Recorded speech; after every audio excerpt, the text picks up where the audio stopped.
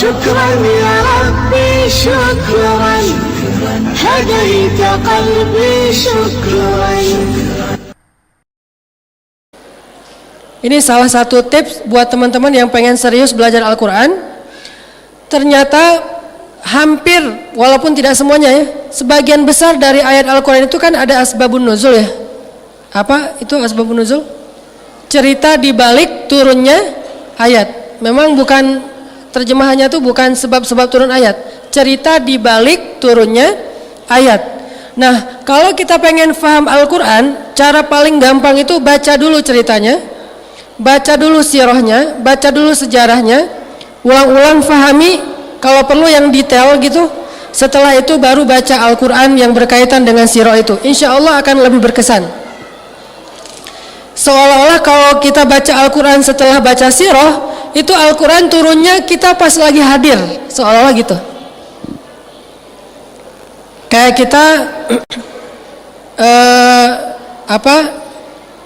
baca buku novel atau nonton film yang kita banget. Pernah nggak nonton film yang kita banget? Diputusin.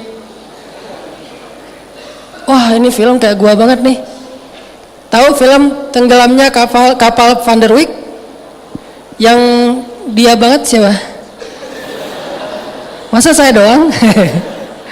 Nah, itu kan kalau kita nonton film yang kita banget itu kan lebih berasa ya, daripada film yang kayaknya kayak Star Wars misalnya yang kita nggak banget lah, lihat bintang juga nggak pernah, soalnya udah terlalu terang di kotanya.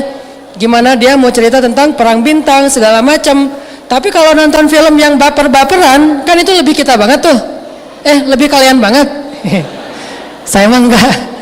Kayak nonton tenggelamnya kapal Van der Wijk, atau nontonnya misalnya ayat-ayat cinta, ketika cinta bertasbih, apalagi Siti Nurbaya.